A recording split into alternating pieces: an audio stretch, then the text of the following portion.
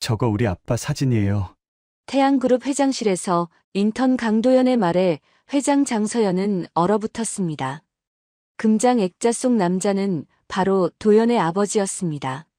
순간 회장의 눈빛이 크게 흔들렸습니다.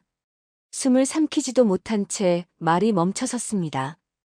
그 순간 문이 벌컥 열리며 한 남자가 들이닥쳤습니다. 당장 나가! 부회장 한우철이 액자를 가로막으며 소리쳤습니다. 보안 요원들이 들어와 도연을 끌어냈습니다. 왜 도연의 아버지 사진이 회장실에 있는 걸까요? 그 금장 액자에 감춰진 진실은 무엇일까요? 사연 시작 전 구독과 좋아요를 눌러주시고 어디서 듣고 계신지 댓글 남겨주시면 당신의 하루에 작은 기적이 깃들기를 바라겠습니다. 강도현 28살의 청년이 태양그룹 본사 52층 건물 앞에 섰습니다. 새벽부터 다려놓은 와이셔츠가 뻣뻣하게 몸에 감겼고 처음 매본 넥타이가 목을 조이는 것 같았습니다. 하버드 대학을 졸업하고 우수 인턴으로 뽑혔다는 소식을 들었을 때 아버지 준호는 치킨 한 마리를 공짜로 주며 축하해 주셨죠. 아빠 잘 다녀올게요. 아침에 나서며 했던 그 말이 아직도 입가에 맴돌았습니다. 도연은 깊게 숨을 들이마시고 회전문을 밀고 들어갔습니다. 로비는 생각보다 훨씬 넓었습니다. 대리석 바닥이 반들반들 빛났고 천장은 높아서 목이 아플 정도였습니다. 그런데 뭔가 이상했습니다. 검은 정장을 입은 경호원들이 로비 구석구석에 서 있었고 무전기를 든 채 주변을 살피고 있었습니다. 평범한 회사 첫날 풍경은 아니었죠. 저분 하버드 출신이라며 우수 인턴이래. 특별 채용됐다던데. 뒤에서 들려오는 직원들의 속삭임이 도연의 귓가를 스쳤습니다. 도연은 괜히 어깨가 으쓱해지면서도 한편으로는 부담스러웠습니다. 엘리베이터 앞에 서서 버튼을 누르자 곧바로 문이 열렸습니다. 안에는 이미 한 명의 직원이 타고 있었습니다. 30대 중반쯤 되어 보이는 남자 직원이 도연을 보더니 환하게 웃었습니다. 첫날인데 긴장되시죠? 화이팅입니다. 아, 감사합니다. 도연은 공손하게 고개를 숙였습니다. 엘리베이터 문이 닫히고 층수를 알리는 숫자가 하나씩 올라갔습니다. 도연은 속으로 중얼거렸습니다. 우수 인턴이라고 격려해 주시려나. 첫날부터 떨리네. 52층에 도착하자 엘리베이터 문이 열렸습니다. 인사팀장으로 보이는 50대 남자가 복도에서 기다리고 있었습니다. 팀장은 약간 긴장한 얼굴로 도연에게 다가왔습니다. 도연 씨, 회장실에서 잠깐 보자고 하십니다. 네, 회장실요? 도연은 눈이 휘둥그레졌습니다. 첫날부터 회장을 만난다는 건 정상적인 절차가 아니었습니다. 주변에 서 있던 직원들의 표정도 심상치 않았습니다. 서로 눈빛을 주고받으며 긴장한 기색이 역력했죠. 도연은 팀장의 뒤를 따라 긴 복도를 걸었습니다.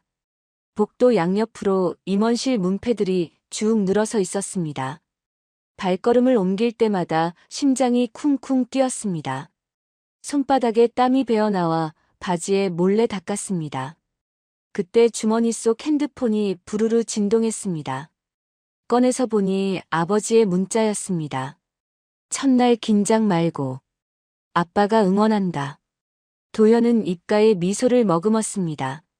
새벽부터 치킨집 준비하시느라 바쁘실 텐데도 문자를 보내신 아버지가 고마웠습니다.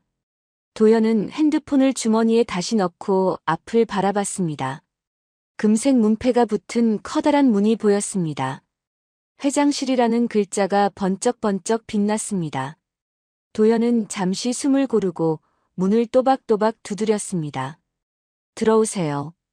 안에서 부드러운 여자 목소리가 들렸습니다. 도연은 손잡이를 돌려 문을 열었습니다. 회장실 안은 로비보다 더 화려했습니다.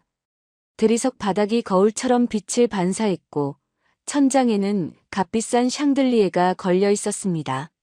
넓은 창문 너머로 서울 시내가 한눈에 내려다 보였습니다. 책상 뒤에 앉아있는 사람이 장서연 회장이었습니다. 60대 중반쯤 되어 보이는 회장은 단정한 회색 정장을 입고 있었습니다. 서연은 부드러운 미소를 지으며 손짓했습니다. 앉으세요. 감사합니다. 도연은 안도의 한숨을 쉬며 의자에 앉았습니다. 서연 회장과 간단한 인사를 나눴습니다. 회사 생활은 어떻게 준비했는지, 하버드에서는 어떤 공부를 했는지 물었습니다. 도연은 최대한 정중하게 대답했습니다. 그러다 도연의 시선이 회장 뒤편 벽으로 향했습니다. 그곳에 금장 액자 하나가 걸려 있었습니다. 시간이 멈춘 것 같았습니다. 액자 속에는 한 남자의 사진이 들어 있었습니다. 젊은 시절 모습이었지만 도연에게는 너무나 익숙한 얼굴이었습니다. 매일 아침 치킨집 주방에서 앞치마를 두르고 계시던 바로 그 얼굴이었습니다. 도연의 입술이 바짝 말라붙었습니다. 손이 부들부들 떨렸습니다. 서연 회장의 표정도 굳어지기 시작했습니다. 저거. 도연의 목소리가 떨렸습니다. 의자를 뒤로 밀며 일어섰습니다. 손가락으로 액자를 가리키며 말했습니다. 저거 우리 아빠예요. 왜 회장실에 있어요? 서연 회장이 말을 잃었습니다.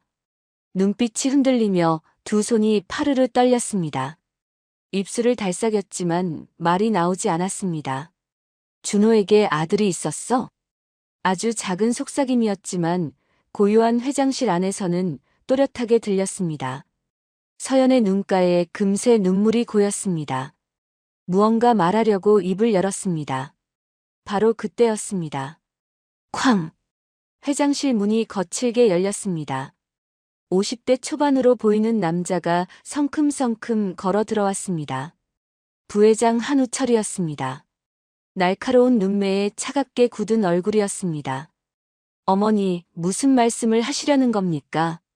우철의 목소리가 회장실을 울렸습니다. 그는 도연을 향해 손가락질하며 소리쳤습니다. 너 저 사진 볼 자격 없어. 여기까지가 한계다. 당장 나가. 우철은 성큼 다가와 액자 앞을 막아섰습니다. 그리고는 도연의 팔을 거칠게 붙잡아 끌어냈습니다. 도연은 휘청거렸습니다. 서연 회장은 아무 말도 하지 못한 채 미세하게 떨리며 도연을 바라볼 뿐이었습니다. 어머니, 정신 차리십시오. 이런 실수가 또. 우철이 낮게 쏘아붙였습니다. 서연은 무력하게 고개를 숙였습니다. 우철은 도연을 회장실 밖으로 밀어냈습니다. 도연은 끌려나가면서도 마지막까지 그 액자에서 시선을 떼지 못했습니다. 액자 뒤편에 뭔가 다른 그림자가 어른거리는 것 같았습니다. 복도로 나온 도연은 비틀거리며 엘리베이터로 향했습니다. 우철은 회장실 문 앞에 서서 낮은 목소리로 중얼거렸습니다. 준호의 아들이라면 시작 전에 끝내야지. 하지만 도연은 그 말을 듣지 못했습니다. 엘리베이터 안에서 도연은 두 손을 부들부들 떨며 주먹을 꽉 쥐었습니다. 머릿속이 하얗게 변했습니다. 왜 아버지 사진이 회장실에 걸려 있는 걸까? 회장은 왜 그런 표정을 지었을까? 부회장은 왜 그렇게 격하게 반응했을까? 수많은 질문이 꼬리에 꼬리를 물고 이어졌습니다. 엘리베이터가 1층에 도착했습니다. 문이 열리자 도연은 로비를 가로질러 밖으로 나갔습니다. 첫 출근 날 도연은 예상치 못한 충격 속에서 회사를 나섰습니다.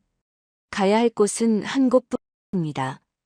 치킨집, 아버지가 계신 그곳이었습니다. 도연은 지하철을 타고 집으로 향했습니다. 차창 밖으로 스쳐 지나가는 풍경이 하나도 눈에 들어오지 않았습니다. 머릿속에는 온통 그 액자 속 아버지의 얼굴뿐이었습니다. 저녁 8시가 넘어 도연은 치킨집 앞에 섰습니다. 준호치킨이라는 낡은 간판이 어둠 속에서 희미하게 빛났습니다. 가게 안에는 불이 켜져 있었고 주방에서 기름 튀기는 소리가 들렸습니다. 도연은 문을 밀고 들어갔습니다. 손님은 한 명도 없었습니다. 테이블 위에는 반찬통과 물컵만 덩그러니 놓여 있었습니다. 왔어? 아버지 준호가 주방 안쪽에서 고개를 내밀었습니다. 기름 묻은 앞치마를 두르고 집게를 든 채였습니다.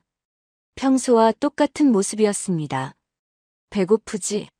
먼저 먹어. 준호는 방금 튀긴 치킨을 접시에 담아 도연 앞에 내밀었습니다. 하지만 도연은 손도 대지 않았습니다. 주방으로 들어가 튀김기 앞에 서 계신 아버지의 앞을 막아섰습니다. 아빠, 솔직히 말씀해 주세요. 도연의 목소리가 떨렸습니다. 준호의 손이 멈췄습니다. 치킨을 뒤집던 집게가 그대로 기름 속에 잠겼습니다. 지글지글 기름 소리만 가게 안에 울렸습니다. 오늘 회장실에서 아빠 사진 봤어요. 설명 안 하시면 저 다시 못 가요. 도연이 아버지의 손목을 붙잡았습니다.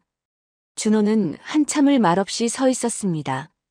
그러다 천천히 불을 끄고 앞치마를 벗었습니다. 앞치마를 벗은 손이 미세하게 떨렸습니다. 앉아라. 긴 얘기다. 준호는 주방 구석의 낡은 의자를 끌어당겨 앉았습니다. 도연도 맞은편에 앉았습니다. 두 사람 사이에 침묵이 흘렀습니다. 냉장고 돌아가는 소리만 웅웅거렸습니다. 준호가 입을 열었습니다.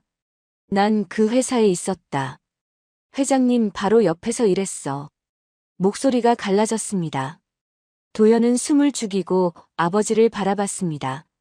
장서연 회장을 보좌했다. 우리 둘은 가까웠어. 도연은 충격으로 말을 잇지 못했습니다. 매일 기름 냄새 나는 이 좁은 주방에서 치킨을 튀기시던 아버지가 재벌 그룹의 회장. 바로 옆에서 일했다는 게 믿기지 않았습니다. 그럼 왜 여기 계세요? 왜 치킨집을 하세요? 도연의 목소리도 떨렸습니다. 준호는 눈빛이 어두워지며 주방 벽의 낡은 시계를 바라봤습니다. 부회장 한우철. 그 사람이 날 쫓아냈다. 준호의 손이 주먹으로 쥐어졌습니다. 손등의 핏줄이 파랗게 솟아올랐습니다. 그 사람은 서연 회장의 이보가들이야. 나를 제거해야 자기가 살아남았지. 도연은 가슴이 내려앉았습니다. 준호는 천천히 20년 전 이야기를 꺼냈습니다. 당시 태양그룹 내부에서는 후계자 경쟁이 치열했습니다. 준호는 장서연 회장의 신임을 받는 핵심 인물이었습니다. 회사의 중요한 결정마다 준호의 의견이 반영됐습니다. 하지만 한우철은 그런 준호가 눈엣가시였습니다. 자신이 회사를 물려받으려면 준호부터 제거해야 했습니다. 우철은 온갖 방법을 동원해 준호를 회사에서 몰아냈습니다. 네가 8살 때였어. 준호의 목소리가 더욱 떨렸습니다. 유치원 앞에 검은 차가 서 있었어. 그때 알았다. 다음은 너라는 걸. 도연은 눈을 감았습니다. 어릴 적 어렴풋한 기억이 떠올랐습니다. 유치원을 마치고 나왔는데 아버지가 창백한 얼굴로 달려와 자신을 와락 안아 올렸던 그날이었습니다. 그날 이후 갑자기 이사를 갔고 아버지는 치킨집을 시작하셨습니다. 너까지 위험해졌다. 그래서 도망쳤다. 준호의 눈가가 붉어졌습니다. 내가 아니라 네가 살아야 했으니까. 도연은 고개를 숙였습니다. 20년 동안 치킨집을 운영하며 고생하신 아버지의 손을 바라봤습니다. 기름에 데이고 뜨거운 물에 댄 자국이 손등 곳곳에 남아 있었습니다. 준호는 가장 중요한 말을 꺼냈습니다. 사실은 넌 장서연 회장의 친손자야. 내 진짜 핏줄이다. 도연은 얼어붙었습니다. 눈물만 주르르 흘러내렸습니다. 말을 할 수가 없었습니다. 준호는 떨리는 손으로 도연의 어깨를 잡았습니다. 미안하다. 네가 알아야 할 진실을 이렇게 늦게. 도연은 고개를 떨구고 눈물을 닦았습니다. 28년을 살아오며 한 번도 의심하지 않았던 자신의 정체성이 흔들렸습니다. 치킨집 주인의 아들로 살아왔는데 알고 보니 재벌 그룹 회장의 손자였다니요. 바로 그때였습니다. 가게 전화벨이 따르릉 따르릉 울렸습니다. 준호는 전화기를 바라보기만 할 뿐 받지 않았습니다. 발신자 표시창에는 아무것도 뜨지 않았습니다. 전화벨이 멈췄습니다. 잠시 정적이 흘렀습니다. 그러다 다시 따르릉 소리가 울렸습니다. 준호는 불안한 표정으로 수화기를 들었습니다. 귀에 갖다 대는 순간 바로 탁 끊어버렸습니다. 아빠 저거. 도연이 창밖을 가리켰습니다. 가게 앞 골목에 검은 승합차 한 대가 멈춰 서 있었습니다. 차 안에서 누군가 치킨집 안을 지켜보고 있는 게 분명했습니다. 차창 틈으로 희미한 담배 연기가 피어올랐습니다. 신경 쓰지 마. 그냥 손님 차량일 거야. 준호가 말했지만 목소리에는 확신이 없었습니다. 도연은 아버지가 거짓말하고 있다는 걸 알 수 있었습니다. 20년 전 도망쳤던 그 순간처럼 지금도 누군가 이들을 감시하고 있었습니다. 도연은 의자에서 일어났습니다. 눈물을 닦고 아버지를 똑바로 바라봤습니다. 주먹을 꽉 쥐고 말했습니다. 아빠 이제 도망 안 가요. 제가 확인할게요. 준호는 아들을 바라봤습니다. 20년 전 8살 꼬마를 안고 이 골목으로 도망쳤던 그때와는 달랐습니다. 이제 아들은 어른이 되어 있었습니다. 창밖의 검은 차는 여전히 그 자리에 서 있었습니다. 치킨집 안의 형광등 불빛이 깜빡거렸습니다. 도현과 준호, 두 사람 사이에 20년의 침묵이 깨지기 시작했습니다. 그날 밤 도현은 잠을 이루지 못했습니다. 천장을 바라보며 오늘 있었던 일들을 되새김질했습니다. 20년 전 진실이 서서히 모습을 드러내고 있었습니다. 다음 날 아침, 도연은 새벽부터 잠을 설쳤습니다. 창밖으로 햇살이 비쳐 들어왔지만 마음은 어두웠습니다. 어젯밤 아버지로부터 들은 이야기가 꿈만 같았습니다. 천장을 바라보다 일어나 세수를 하고 정장을 차려입었습니다. 도연은 다시 태양그룹 본사로 향했습니다. 이번에는 회장을 직접 만나야겠다고 결심했습니다. 서연 회장에게 직접 물어보고 싶었습니다. 왜 아버지 사진을 회장실에 걸어두었는지, 자신이 정말 친손자가 맞는지요. 지하철을 타고 본사까지 왔습니다. 52층 건물이 아침 햇살을 받아 반짝였습니다. 도연은 깊게 숨을 들이마시고 회전문을 밀고 들어갔습니다. 하지만 정문에서 이상한 일이 벌어졌습니다.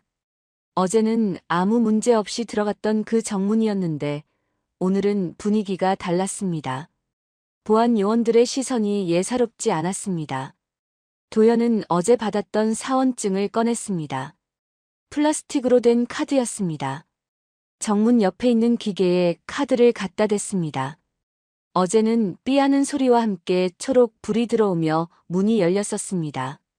하지만 오늘은 달랐습니다. 삐삐삐. 빨간 불이 들어오며 날카로운 경고음이 울렸습니다. 기계 화면에는 출입 불가라는 글자가 떴습니다. 뭐지? 도연은 당황해서 카드를 빼서 옷에 닫고 다시 갖다 댔습니다. 역시 똑같은 소리였습니다. 빨간 불 경고음 출입 불가. 보안 요원 2명이 성큼성큼 다가왔습니다. 어제 친절하게 인사하던 사람들과는 달랐습니다. 표정이 차갑게 굳어 있었습니다. 팔짱을 끼고 도연 앞을 막아섰습니다. 지시가 내려왔습니다. 출입 불가입니다. 한 사람이 무뚝뚝하게 말했습니다. 도연은 이해할 수 없었습니다. 무슨 지시요? 저 어제 우수 인턴으로 첫 출근했는데요. 도연이 사원증을 들어보이며 물었습니다. 보안 요원은 고개를 저었습니다. 저희는 지시만 따를 뿐입니다. 돌아가십시오. 더 이상 말하지 않았습니다. 도연은 로비 안으로 들어가려고 했지만 두 사람이 앞을 막아섰습니다.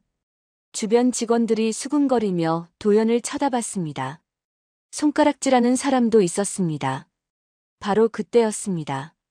로비 안쪽 엘리베이터에서 한 사람이 내려와 걸어 나왔습니다. 어제 회장실에서 봤던 부회장 한우철이었습니다. 값비싼 양복을 빳빳하게 차려입고 차가운 눈빛으로 도연을 노려봤습니다. 우철은 천천히 도연에게 다가왔습니다. 구두 소리가 대리석 바닥에 딱딱 울렸습니다. 도연 바로 앞에 서서 낮게 말했습니다. 여기 다시 오면 치킨집부터 무너질 겁니다. 목소리는 낮았지만 위협적이었습니다. 로비 안이 조용해졌습니다. 지나가던 직원들도 발걸음을 멈추고 이쪽을 쳐다봤습니다. 도연은 주먹을 꽉 쥐었습니다. 내 아버지가 20년 전 도망쳤듯이 넌 지금 도망가. 그게 살 길이야. 우철이 비웃듯 말했습니다. 입꼬리를 올리며 도연을 내려다봤습니다. 도연은 한 발짝 앞으로 나섰습니다. 우철과 눈을 마주쳤습니다. 전 도망 안 갑니다. 도연의 목소리가 떨렸지만 또렷했습니다. 우철은 코웃음을 쳤습니다. 그리고는 돌아서서 천천히 걸어갔습니다. 엘리베이터에 오르기 전 고개를 돌려 한마디 더 던졌습니다. 후회할 거야. 엘리베이터 문이 닫혔습니다. 도연은 보안 요원들에게 밀려 로비 밖으로 나왔습니다. 유리문이 쾅 하고 닫혔습니다. 도연은 그 자리에 한참을 서 있었습니다. 주변 사람들이 지나가며 수군거렸습니다. 도연은 주머니에서 핸드폰을 꺼내 아버지에게 전화하려다 멈췄습니다. 걱정하실 게 뻔했습니다. 오후 2시쯤이었습니다. 도연이 치킨집으로 돌아가려던 참이었습니다. 핸드폰이 부르르 진동하며 울렸습니다. 화면에 아빠라는 글자가 떴습니다. 도연아, 지금 어디니? 준호의 목소리가 떨렸습니다. 숨이 가빴습니다. 집 가는 중인데요. 왜요? 빨리 와봐. 가게에 사람들이 왔어. 도연은 가슴이 철렁했습니다. 길거리에서 택시를 잡아탔습니다. 기사님께 급하다고 말씀드렸습니다. 치킨집 골목 입구에서 내렸습니다. 뛰어가니 가게 앞에 정장 입은 사람 2명이 서 있었습니다. 손에는 검은색 서류 가방을 들고 있었습니다. 세무조사관이었습니다. 강준호 사장님 맞으시죠? 한 사람이 가슴에 달린 신분증을 보여주며 물었습니다. 준호는 기름 묻은 앞치마를 두른 채 고개를 끄덕였습니다. 얼굴이 창백했습니다. 네, 그런데요. 세무조사 나왔습니다. 협조 부탁드립니다. 조사관은 가방에서 서류 뭉치를 꺼냈습니다. A사 용지가 두툼하게 묶여 있었습니다. 매출 조작 의혹, 화재 점검 위반, 식품위생 미달. 온갖 내용이 빼곡하게 적혀 있었습니다. 이건 잘못된 거예요. 저희는 세금도 제대로 내고 점검도 다 받았어요. 준호가 손을 내저으며 설명하려 했습니다. 하지만 조사관은 들으려 하지 않았습니다. 고개를 저으며 차갑게 말했습니다. 그냥 절차니까 협조하세요. 장부 좀 보여주십시오. 조사관 2명은 가게 안으로 들어갔습니다. 서랍을 열어보고 냉장고 문을 열어보고 주방 구석구석을 뒤지기 시작했습니다. 준호는 어쩔 줄 몰라 하며 그 모습을 지켜봤습니다. 도연은 주먹을 꽉 쥐고 이를 악물었습니다. 누군가 의도적으로 신고했다는 게 분명했습니다. 1시간쯤 지나 세무조사가 끝났습니다. 조사관들은 서류 몇 장을 남기고 떠났습니다. 가게 안은 엉망이었습니다. 서랍은 다 열려있고 장부는 바닥에 널브러져 있었습니다. 준호는 의자에 주저앉아 고개를 떨구었습니다. 바로 그때 핸드폰이 울렸습니다. 건물주였습니다. 준호는 떨리는 손으로 전화를 받았습니다. 네, 사장님. 전화 너머로 건물주의 목소리가 들렸습니다. 준호의 얼굴이 점점 굳어졌습니다. 손에서 핸드폰이 떨어질 것 같았습니다. 임대료를 올리신다고요? 그것도 2배나요? 도연은 아버지 옆으로 다가가 어깨에 손을 얹었습니다. 준호는 핸드폰을 꽉 쥐었습니다. 미안해요, 사장님. 어쩔 수 없네요. 이해해주세요. 건물주의 목소리도 난처해 보였습니다. 하지만 어쩔 수 없다는 말만 반복했습니다. 전화가 뚝 끊어졌습니다. 준호는 핸드폰을 내려놓고 2 손으로 얼굴을 감쌌습니다. 20년 동안 지켜온 가게가 무너질 위기였습니다. 도연은 아버지의 손을 꽉 잡았습니다. 아빠는 아무 잘못 없어요. 제가 해결할게요. 도연의 목소리는 떨렸지만 단호했습니다. 준호는 고개를 저었습니다. 눈가가 붉어졌습니다. 넌 아직 몰라. 저 사람들이 얼마나 무서운지. 그날 저녁 8시였습니다. 가게 문을 닫으려는데 검은 승용차 한 대가 치킨집 앞에 멈춰 섰습니다. 차 문이 열리고 한우철이 내렸습니다. 우철은 가게 안으로 들어와 도현과 준호를 번갈아 봤습니다. 그리고는 안주머니에서 두툼한 봉투 하나를 꺼내 테이블 위에 던졌습니다. 현금 줄 테니 둘 다 미국으로 가라. 한국에서 자취 지워. 봉투가 테이블 위에서 펼쳐졌습니다. 10,000원짜리 지폐 뭉치가 보였습니다. 도현은 그 봉투를 집어 우철에게 다시 던졌습니다. 싫습니다. 우철의 눈빛이 차갑게 변했습니다. 입꼬리를 비틀며 낮게 웃었습니다. 후회할 거야. 우철은 그 말을 남기고 가게를 나갔습니다. 차 문이 쾅 닫히고 엔진 소리가 멀어졌습니다. 도현과 준호는 말없이 서 있었습니다. 진짜 싸움이 시작된 것이었습니다. 다음 날 아침, 도현은 일찍 일어났습니다. 아버지는 주방에서 오늘 장사 준비를 하고 계셨습니다. 도현은 조용히 집을 나섰습니다. 향한 곳은 시립 도서관이었습니다.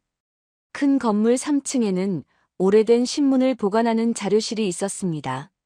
도현은 자료실 문을 열고 들어갔습니다. 20년 전 신문 좀 보고 싶은데요. 직원에게 말하자 직원은 안쪽 서고를 가리켰습니다. 먼지 냄새가 나는 좁은 방이었습니다. 선반마다 노란 신문 파일이 빼곡하게 꽂혀 있었습니다. 도현은 20년 전 신문들을 하나씩 꺼내 펼쳤습니다. 바스락바스락 종이 넘기는 소리만 방 안에 울렸습니다. 1시간쯤 지났을 때였습니다. 아버지 이름이 적힌 기사가 눈에 들어왔습니다. 태양그룹 핵심 인물 강준호 씨, 돌연 사퇴. 짧은 기사였습니다. 하지만 그 다음 날 신문부터는 아버지 이름이 사라졌습니다. 마치 처음부터 없던 사람처럼요. 도현은 계속 신문을 뒤졌습니다. 그러다 며칠 뒤 신문에서 또 다른 기사를 발견했습니다. 태양그룹 전 비서 교통사고 사망 유족, 타살 의혹 제기. 도현의 손이 멈췄습니다. 기사를 자세히 읽어 내려갔습니다. 비서의 이름은 장미희였습니다. 아버지의 비서로 일했던 사람이었습니다. 기사 옆에는 작은 사진이 실려 있었습니다. 환하게 웃고 있는 젊은 여자였습니다. 도현은 사진 속 그 밝은 얼굴을 한참 바라봤습니다. 기사 내용은 이랬습니다. 장미애 씨가 새벽 시간 교통사고로 숨졌다는 것이었습니다. 하지만 유족들은 타살이라고 주장했습니다. 사고 전날 장미희가 회사 내부 자료를 누군가에게 전달하려 했다는 얘기도 있었습니다. 도현은 가슴이 두근거렸습니다. 그 뒤 신문들을 계속 찾아봤지만 후속 기사는 없었습니다. 며칠간 연속으로 보도되던 기사가 갑자기 뚝 끊겼습니다. 누군가 일부러 숨긴 게 분명해. 도현은 혼잣말을 했습니다. 기사를 핸드폰 카메라로 찍었습니다. 그리고 장미희라는 이름을 노트에 적었습니다. 도서관을 나온 도현은 인터넷으로 장미희의 유족을 찾기 시작했습니다. 몇 시간을 검색한 끝에 여동생의 주소를 찾아냈습니다. 장수진이라는 이름이었습니다. 다음 날 오후 도현은 그 주소를 찾아갔습니다. 오래된 주택가였습니다. 좁은 골목길을 따라 걸어 들어가니 낡은 2층짜리 주택이 나왔습니다. 페인트가 벗겨진 대문 옆 초인종을 눌렀습니다. 누구세요? 안에서 경계하는 여자 목소리가 들렸습니다. 장미희님 일로 왔습니다. 잠시 침묵이 흘렀습니다. 문이 삐걱 열렸습니다. 50대 초반으로 보이는 여자가 문틈으로 얼굴을 내밀었습니다. 장수진이었습니다. 얼굴에는 피곤함이 가득했습니다. 당신도 기자예요? 수진의 목소리에는 지친 기색이 역력했습니다. 그동안 수십 명 왔다 갔어요. 다들 취재만 하고 도망갔죠. 도현은 고개를 저었습니다. 수진을 똑바로 바라보며 말했습니다. 전 기자 아니에요. 장미애 씨께서 저희 아버지의 비서셨다고 들었어요. 수진의 눈이 휘둥그레졌습니다. 표정이 완전히 바뀌었습니다. 손으로 입을 막으며 놀라워했습니다. 문을 활짝 열며 안으로 들어오라고 손짓했습니다. 어서 들어오세요. 거실은 작고 어두웠습니다. 오래된 소파와 낡은 텔레비전이 놓여 있었습니다. 벽에는 장미희의 사진이 액자에 넣어져 걸려 있었습니다. 수진은 도연을 소파에 앉히고 물 한 잔을 가져다 주었습니다. 강준호 씨 아드님이라고요? 수진이 떨리는 목소리로 물었습니다. 도연은 고개를 끄덕였습니다. 수진은 잠시 도연을 바라보다가 안방으로 들어갔습니다. 곧 먼지가 앉은 낡은 상자 하나를 들고 나왔습니다. 언니가 남긴 마지막 자료예요. 수진은 상자 뚜껑을 천천히 열었습니다. 안에는 서류들이 가득 들어 있었습니다. 사진도 몇 장 있었습니다. 회계 장부를 찍은 사진, 돈 봉투가 오가는 사진, 서류에 서명하는 장면을 몰래 찍은 사진들이었습니다. 누구에게도 못 줬어요. 무서워서. 수진의 손이 떨렸습니다. 도연은 서류들을 하나씩 조심스럽게 꺼내봤습니다. 회계 조작 증거, 불법 후원금, 장부, 비리 내용이 빼곡하게 적힌 수첩이 나왔습니다. 수첩 마지막 페이지를 펼쳤습니다. 거기에는 이렇게 적혀 있었습니다. 한우철 부회장, 장서연 회장 압박 중. 준호 씨 위험. 도연의 손이 떨렸습니다. 수진은 상자 맨 밑바닥에서 또 다른 것을 꺼냈습니다. 작고 낡은 녹음기였습니다. 먼지가 수북이 쌓여 있었습니다. 언니가 몰래 녹음한 거예요. 한 번도 못 들어봤어요. 수진이 녹음기를 도연에게 조심스럽게 건넸습니다. 도연은 녹음기를 받아들었습니다. 재생 버튼을 누르려다 멈췄습니다. 이거 혼자 들으면 안 될 것 같아요. 증거로 남겨야 해요. 도연이 말했습니다. 수진은 고개를 끄덕였습니다. 그리고 눈물을 주르르 흘렸습니다. 손으로 눈물을 닦으며 떨리는 목소리로 말했습니다. 언니 죽지 않았어요. 죽임당한 거예요. 수진의 목소리가 떨렸습니다. 도연은 수진의 손을 잡았습니다. 20년 동안 혼자 두려움에 떨며 살아온 이 여자가 안쓰러웠습니다. 도연은 서류와 녹음기를 가방에 조심스럽게 넣었습니다. 수진의 집을 나서며 수진이 말했습니다. 조심하세요. 당신도 언니처럼. 수진이 말을 잇지 못했습니다. 목이 메었습니다.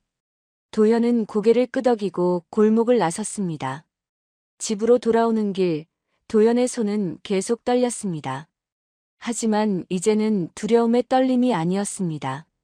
분노와 결심의 떨림이었습니다.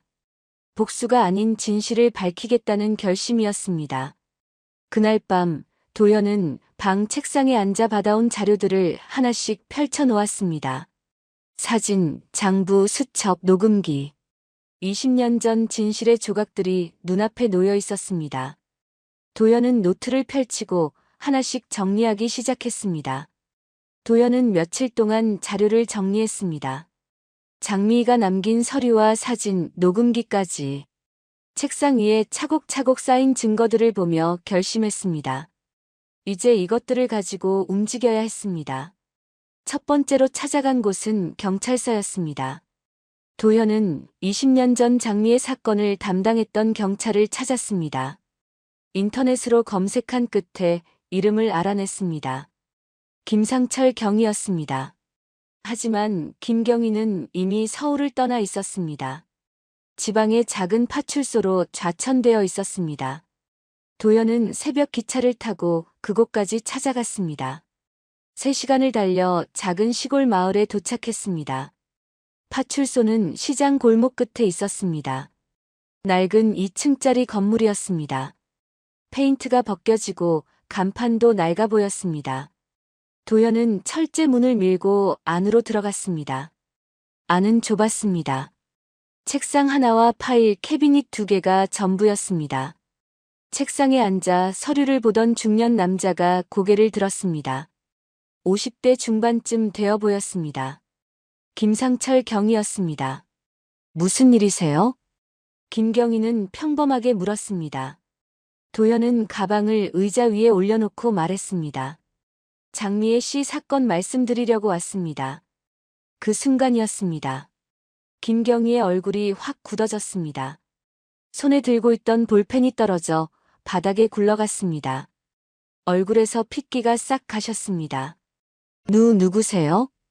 김경희가 더듬거리며 물었습니다. 벌떡 일어나더니 파출소 문을 닫았습니다. 창문 커튼까지 쳤습니다. 그리고는 도연을 돌아보며 낮은 목소리로 말했습니다. 이 일 다시 건드리지 마. 너까지 사라질 수 있어. 손이 떨렸습니다. 책상 서랍을 열어 담배 한 갑을 꺼냈습니다. 담배를 입에 물고 라이터로 불을 붙였습니다. 깊게 빨아들이고 연기를 내뿜었습니다. 난 그때 진실 쓰려 했어.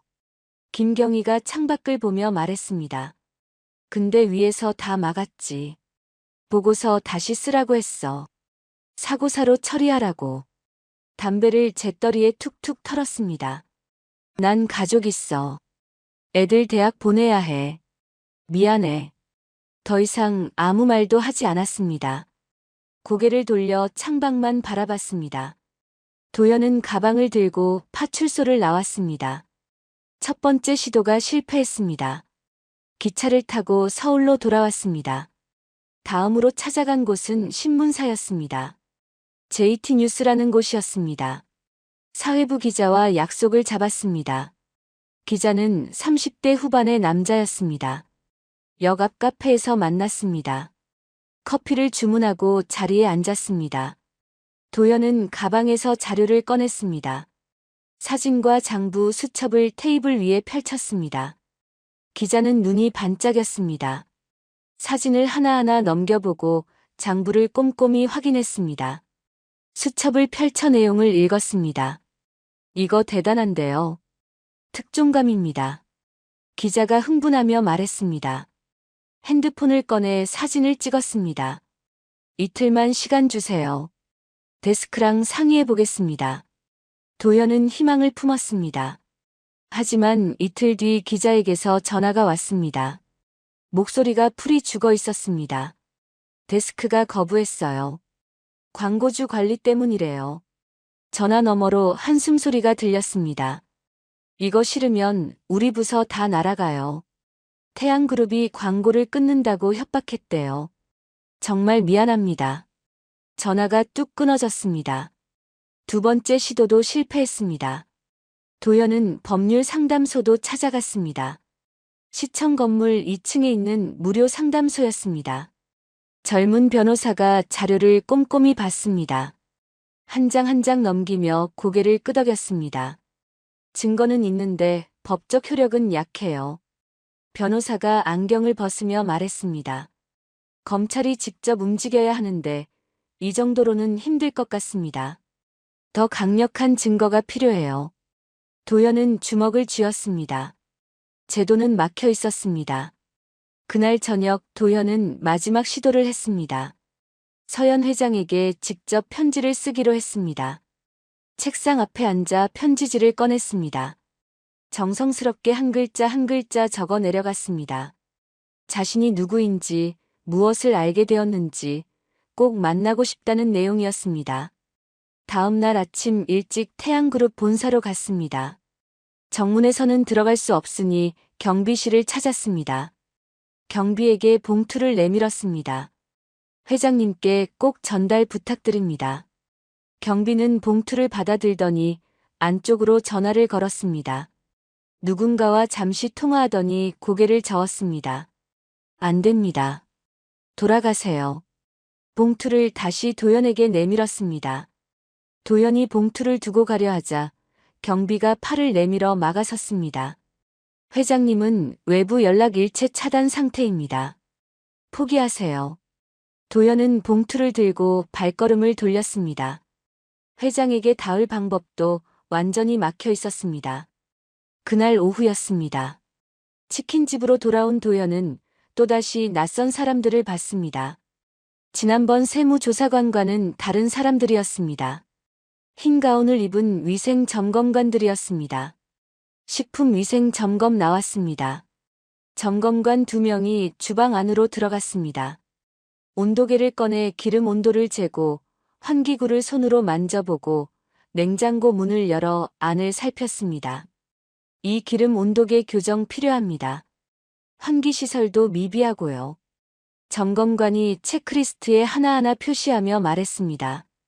준호는 손을 내저으며 설명하려 했습니다. 저희 지난달에 점검 다 받았는데요. 하지만 점검관은 들으려 하지 않았습니다. 서류에 빼곡하게 문제점을 적어 내려갔습니다. 1시간 넘게 구석구석 살피고는 서류 한 장을 남기고 떠났습니다. 점검관들이 떠나고 저녁이 되었습니다. 도연이 현관문을 열려고 손잡이를 잡는 순간 발밑에 뭔가 깔렸습니다. 고개를 숙여보니 흰 종이 한 장이 바닥에 떨어져 있었습니다. 주워서 펼쳤습니다. 컴퓨터로 출력한 글씨였습니다. 멀리 가면 산다. 남으면 죽는다.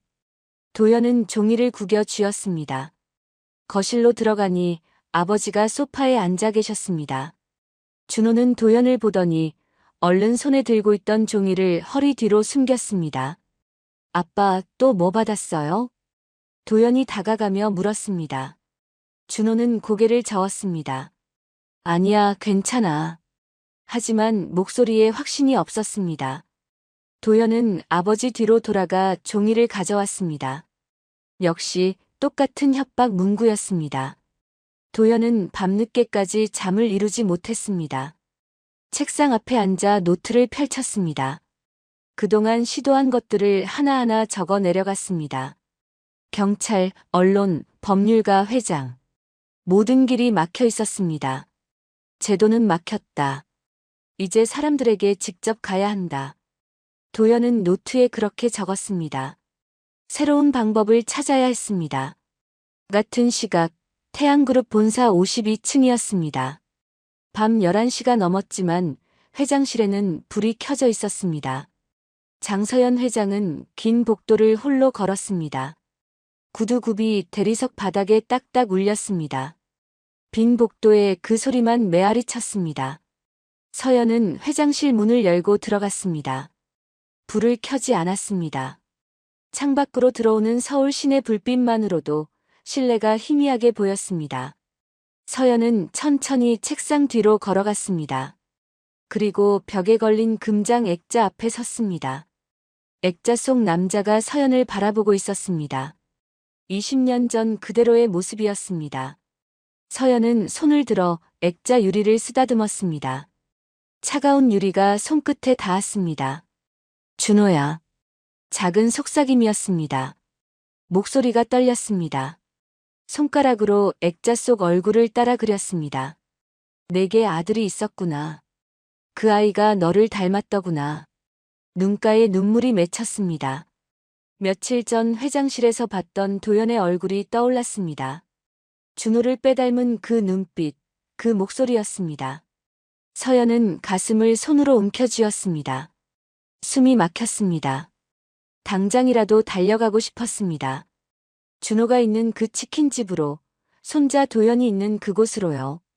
20년 만에 준호를 만나 미안하다고 용서해달라고 말하고 싶었습니다. 손자를 끌어안고 얼마나 보고 싶었는지 말해주고 싶었습니다. 하지만 발이 떨어지지 않았습니다. 서연은 창밖을 바라봤습니다. 저 아래 어딘가에 준호가 있었습니다. 손자가 있었습니다. 하지만 서연은 이곳을 벗어날 수 없었습니다. 30년을 일궈온 회사였습니다. 남편이 세상을 떠난 뒤 홀로 지켜온 이 자리였습니다. 하루하루가 전쟁이었습니다. 남자들만 가득한 이 사회에서 무시하는 눈빛과 싸우며 여기까지 왔습니다. 그런데 지금 우철이 이 모든 걸 빼앗으려 하고 있었습니다. 서연이 한 발짝이라도 잘못 디디면 우철은 당장 이 사회를 소집할 것이었습니다.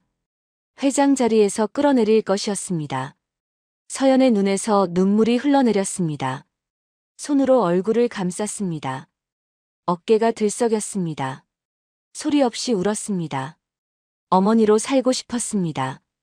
준호를 만나고 손자를 안아주고 그저 평범한 할머니로 살고 싶었습니다. 하지만 그럴 수 없었습니다. 회장이라는 자리가, 책임이라는 무게가 서연을 꽁꽁 묶어두고 있었습니다. 바로 그때였습니다. 회장실 문이 열렸습니다. 불을 켜지 않았는데도 누군가 들어왔습니다. 한우철이었습니다. 어둠 속에서 서연을 향해 걸어왔습니다. 서연은 황급히 눈물을 닦았습니다. 몸을 돌려 창밖을 바라보는 척했습니다. 준호가 돌아왔답니다. 우철의 목소리가 차갑게 울렸습니다. 다시 치워드릴까요? 서연은 몸을 돌렸습니다. 우철을 똑바로 바라봤습니다. 목소리를 가다듬으며 말했습니다. 넌 내 아들이야. 왜 이렇게까지 하니? 목소리가 떨렸습니다. 우철은 서연에게 다가왔습니다. 책상에 손을 짚으며 낮게 말했습니다. 전 어머니를 지키는 겁니다. 준호처럼 배신할 인간들로부터요. 서연은 말문이 막혔습니다.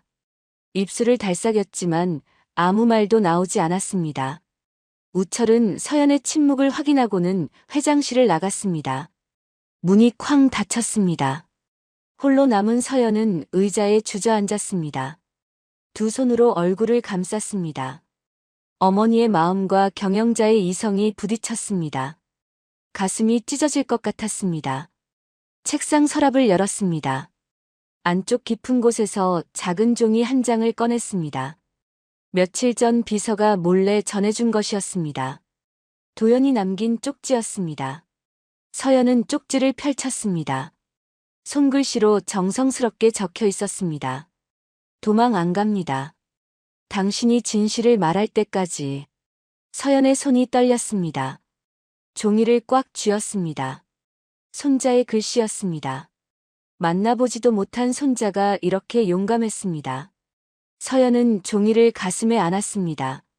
눈물이 또 흘렀습니다. 미안하다, 도연아. 할머니가 너무 겁이 많구나. 서연은 마음속으로 중얼거렸습니다. 다음 날 아침이었습니다. 서연은 오랫동안 함께 일한 비서를 불렀습니다. 60대 초반의 여자 비서였습니다. 15년을 함께 일한 사람이었습니다. 도연이라는 인턴, 그 아이 어떻게 됐어요? 서연이 조심스럽게 물었습니다. 목소리가 작았습니다. 비서는 고개를 숙였습니다. 출입 차단됐습니다. 비서의 대답을 듣는 순간 서연의 가슴이 무너졌습니다. 손자가 지금 어디서 무얼 하고 있을까요? 아버지와 함께 치킨집에서 힘들게 살고 있을까요? 서연은 아무 말도 하지 못했습니다. 비서는 조용히 회장실을 나갔습니다. 혼자 남은 서연은 의자에 깊이 앉아 눈을 감았습니다. 바로 그날 오후였습니다. 우철이 회장실로 들어왔습니다. 서류 한 장을 서연 앞에 내밀었습니다. 어머니, 비서를 교체하려 합니다. 서연은 서류를 내려다봤습니다. 오랫동안 함께한 비서의 이름이 적혀 있었습니다. 가슴이 철렁했습니다. 유일하게 믿을 수 있는 사람마저 빼앗으려는 것이었습니다. 왜요? 서연의 목소리가 떨렸습니다. 우철은 무표정하게 대답했습니다. 업무 효율을 위해서입니다. 서연은 서류를 밀어냈습니다. 손이 떨렸습니다. 안 돼요. 하지만 우철은 이미 결정된 일이라는 듯 고개를 끄덕이고 나갔습니다. 서연은 책상에 이마를 대고 눈을 감았습니다. 숨이 막혔습니다. 이틀 뒤 새 비서가 배치됐습니다. 30대 초반의 젊은 남자였습니다. 우철이 직접 뽑은 사람이었습니다. 새 비서는 서연의 일정을 하나하나 우철에게 보고했습니다. 전화 통화 내용도 만나는 사람도 모든 게 우철에게 전달됐습니다. 서연은 이제 회장실 안에서조차 자유롭지 못했습니다. 감시받고 있었습니다. 새장 속 새가 된 기분이었습니다. 밤이 되었습니다. 서연은 집으로 돌아가지 않고 회장실에 남았습니다. 소파에 누워 천장을 바라봤습니다. 잠이 오지 않았습니다. 준호의 얼굴이 떠올랐습니다. 손자 도연의 얼굴도 떠올랐습니다. 만나고 싶었습니다. 당장이라도 달려가고 싶었습니다. 하지만 움직일 수 없었습니다. 서연은 몸을 일으켜 창가로 갔습니다. 서울 시내를 내려다봤습니다. 저 아래 어딘가에 준호가 있었습니다. 손자가 있었습니다. 하지만 서연에게는 닿을 수 없는 곳이었습니다. 눈물이 또 흘렀습니다. 창문에 이마를 대고 작게 속삭였습니다. 미안하다, 준호야. 도현아. 이 할미가 정말 미안하다. 그날 밤 서연은 소파에서 잠들었습니다. 눈물 자국이 마른 채로요. 어머니로 살지 못하는 슬픔, 회장으로 살아야 하는 답답함이 가슴을 짓눌렀습니다. 20년의 침묵이 조금씩 균열을 내고 있었습니다. 하지만 그 균열을 메우기에는 서연의 용기가 아직 부족했습니다. 그날 밤부터였습니다. 치킨집 앞 골목에 낯선 사람들이 나타나기 시작했습니다. 밤 10시쯤이면 검은 점퍼를 입은 남자 한 명이 골목 입구 가로등 아래 섰습니다. 주머니에 손을 넣고 담배를 피우며 치킨집 쪽을 바라봤습니다. 담배 연기가 가로등 불빛에 희끗희끗 보였습니다. 새벽 2시쯤이면 다른 남자로 교체됐습니다. 키가 더 크고 뚱뚱한 남자였습니다. 그렇게 밤새 누군가 교대로 지켜보고 있었습니다. 도연은 치킨집 2층 창문 커튼을 살짝 열고 그들을 내려다봤습니다. 노트를 펼치고 시간과 사람 특징을 적었습니다. 검은 점퍼 남자, 회색 모자 남자, 안경 쓴 남자. 얼굴은 잘 보이지 않았지만 체격과 옷차림은 기록했습니다. 밤 10시, 새벽 2시, 새벽 4시. 교대로 감시하네. 도연은 작게 중얼거렸습니다. 며칠 전 골목 입구 전봇대에 몰래 설치해둔 작은 감시 카메라도 확인했습니다. 핸드폰에 연결된 화면을 켰습니다. 검은 화면에 남자들 모습이 흐릿하게 찍혀 있었습니다. 한 남자가 카메라를 발견했는지 고개를 들어 렌즈를 똑바로 쳐다봤습니다. 모자를 푹 눌러 쓴 채 카메라를 노려보는 눈빛이 섬뜩했습니다. 어느 새벽이었습니다. 쾅, 쿵, 요란한 소리가 연달아 들렸습니다. 도연이 깜짝 놀라 잠에서 깼습니다. 옆방에서 아버지도 황급히 일어나는 소리가 들렸습니다. 벽시계를 보니 새벽 4시 30분이었습니다. 도연은 급히 옷을 입고 아래층으로 뛰어내려갔습니다. 계단을 내려오는 준호와 마주쳤습니다. 둘은 함께 가게 문을 열었습니다. 치킨집 셔터를 보는 순간 도연의 얼굴이 굳었습니다. 셔터 한가운데 커다란 발자국이 움푹 파여 있었습니다. 한 번이 아니라 여러 번 찬 것 같았습니다. 흰색 셔터에 검은 신발 자국이 여러 개 남아 있었습니다. 페인트가 벗겨진 곳도 보였습니다. 셔터 아래 바닥에는 종이 박스 하나가 옆으로 누워 있었습니다. 도연은 박스를 주워들었습니다. 박스 옆면에 빨간 스프레이로 글씨가 크게 적혀 있었습니다. 나가라. 글씨가 삐뚤빨뚤 휘갈겨져 있었습니다. 스프레이 물감이 아직 덜 마른 듯 손에 묻어났습니다. 도연은 박스를 들고 골목 밖으로 뛰어나갔습니다. 골목은 텅 비어 있었습니다. 가로등 불빛만 쓸쓸하게 골목을 비쳤습니다. 찬 새벽 공기가 얼굴을 때렸습니다. 도연은 사방을 둘러봤지만 아무도 없었습니다. 젠장. 도연은 주먹을 꽉 쥐었습니다. 손톱이 손바닥에 파고들었습니다.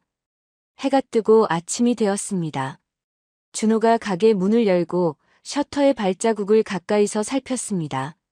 손으로 움푹 들어간 부분을 만져봤습니다. 셔터가 휘어 있었습니다. 이 정도까지. 준호의 목소리가 떨렸습니다. 20년 동안 지켜온 가게였습니다. 매일 아침 셔터를 올리고 저녁에 내리던 그 셔터였습니다. 도연은 아버지 옆에 섰습니다. 아빠, 미국 가자고 했죠? 도연이 조용히 물었습니다. 준호는 고개를 끄덕였습니다. 셔터를 쓸어내리던 손을 멈추고 도연을 돌아봤습니다. 이 동네에서 버티기 힘들 거다. 준호의 목소리는 지쳐 있었습니다. 낮에는 세무조사, 저녁에는 위생점검, 밤에는 감시와 위협이 끊이지 않았습니다.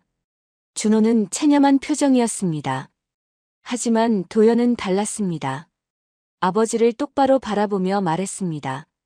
아빠가 도망으로 날 지켰다면 난 싸움으로 우리를 지킬 거예요. 준호는 아들을 바라봤습니다. 도연의 눈빛이 흔들리지 않았습니다.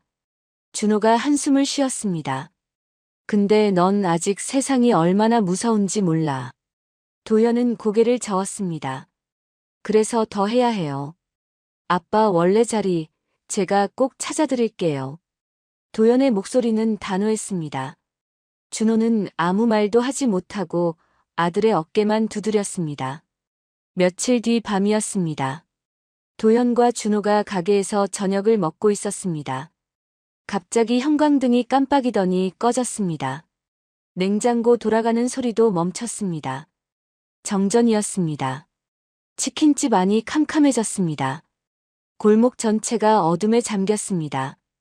도연은 핸드폰을 꺼내 손전등을 켰습니다. 휜 불빛이 가게 안을 비쳤습니다. 왜 갑자기? 준호가 중얼거리며 일어났습니다. 바로 그때였습니다. 뒷문 쪽에서 소리가 났습니다. 드드득, 드드득. 누군가 문 손잡이를 천천히 돌리고 있었습니다. 조심스럽게 들키지 않으려는 듯이요. 도연은 준호에게 조용히 하라는 손짓을 했습니다. 핸드폰 불빛을 끄고 어둠 속에서 뒷문 쪽으로 살금살금 다가갔습니다. 심장이 쿵쾅쿵쾅 뛰었습니다. 문틈으로 밖을 살짝 내다봤습니다. 희미한 달빛에 낯선 남자 둘의 그림자가 보였습니다. 한 명은 손잡이를 잡고 돌리고 있었고, 한 명은 주변을 살피며 서 있었습니다. 둘 다 검은 옷을 입고 있었습니다. 도연은 가슴이 철렁했습니다. 손잡이를 꽉 잡고 있던 손에 땀이 흘렀습니다. 숨을 크게 들이마시고 외쳤습니다. 경찰 신고했어요. 목소리가 어둠 속에 울렸습니다. 남자들이 깜짝 놀라 뒤로 휙 물러섰습니다. 당황한 발소리가 급하게 멀어졌습니다. 골목 밖으로 뛰어가는 소리였습니다. 도연은 핸드폰으로 진짜 경찰에 신고했습니다. 30분쯤 지나 경찰차가 왔습니다. 사이렌 소리가 골목에 울렸습니다. 젊은 경찰 2명이 내렸습니다. 경찰들은 손전등으로 뒷문을 비추며 살폈습니다. 문 손잡이도 만져보고 바닥도 확인했습니다. 하지만 별다른 흔적은 없었습니다. 흔적 없는데요? 착각 아니세요? 한 경찰이 무심하게 말했습니다. 형식적으로 주변을 한 바퀴 둘러보고는 차에 올라탔습니다. 경찰차가 골목을 빠져나갔습니다. 도연은 허탈했습니다. 다음 날 아침, 도연은 결심했습니다. 증거를 더 안전하게 보관해야 했습니다. 장미희가 남긴 서류와 사진, 녹음기를 책상 위에 모두 꺼내 놓았습니다. 먼저 서류 일부를 봉투에 넣었습니다. 장수진에게 전화를 걸어 만날 약속을 잡았습니다. 며칠 뒤 수진의 집에서 만났습니다. 도연은 두툼한 봉투를 수진에게 건넸습니다. 제가 사라지면 이거 언론에 공개해 주세요. 도연이 진지하게 말했습니다. 수진은 봉투를 받아들며 눈이 커졌습니다. 무슨 소리예요? 조심하세요. 수진의 손이 떨렸습니다. 도연은 고개를 끄덕이고 집으로 돌아왔습니다. 나머지 자료는 복사기로 복사했습니다. 동네 문구점 복사기 앞에서 한 장 한 장 복사했습니다. 원본 하나, 복사본 3개를 만들었습니다. 원본은 은행 금고에 맡겼습니다. 복사본 하나는 도서관 사물함에 넣어 자물쇠로 잠갔습니다. 또 하나는 대학 동기 집에 맡겼습니다. 마지막 복사본은 가방에 넣어 항상 가지고 다녔습니다. 누가 나를 잡아가도 진실은 남는다. 도연은 혼잣말을 했습니다. 그 무렵부터였습니다. 치킨집 단골 손님들이 하나둘 발길을 끊기 시작했습니다. 20년 가까이 오던 손님들이었습니다. 매주 금요일이면 어김없이 와서 치킨 2마리를 포장해 가던 40대 아저씨도, 아들 생일 때마다 치킨을 주문하던 할머니도 오지 않았습니다. 어느 날 마침 골목에서 그 아저씨를 마주쳤습니다. 아저씨는 도연을 보더니 눈을 피했습니다. 사장님 미안해요. 요즘 집이 멀어서요. 어색하게 웃으며 급히 지나갔습니다. 핑계였습니다. 도연은 알고 있었습니다. 주변 상인들도 준호를 멀리했습니다. 슈퍼 주인은 인사를 해도 고개만 까딱했습니다. 세탁소 아주머니는 아예 눈을 마주치지 않았습니다. 20년 동안 웃으며 이웃으로 지내던 사람들이었습니다. 준호는 빈 가게에 앉아 창밖을 바라봤습니다. 한숨을 길게 쉬었습니다. 장사 안 되는 게 문제가 아니라 사람들이 떠나는 게 무섭구나. 도연은 아버지 옆 의자를 끌어당겨 앉았습니다. 아무 말도 하지 못했습니다. 준호의 어깨가 축 처져 있었습니다. 바로 그날 오후였습니다.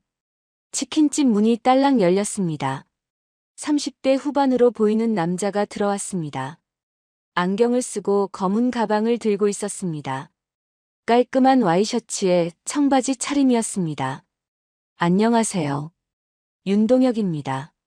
남자가 명함을 꺼내 내밀었습니다. 흰 종이에 JT뉴스 사회부 기자 윤동혁이라고 인쇄되어 있었습니다.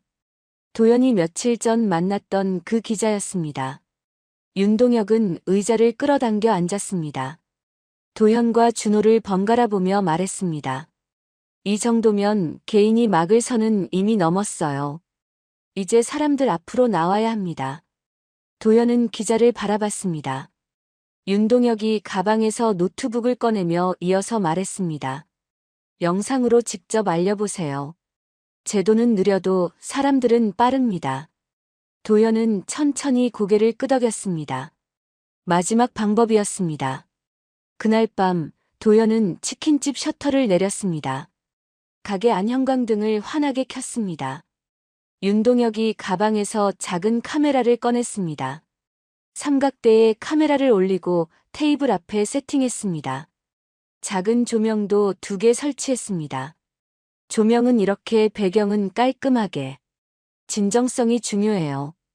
윤동혁이 카메라 각도를 위아래로 조정하며 말했습니다.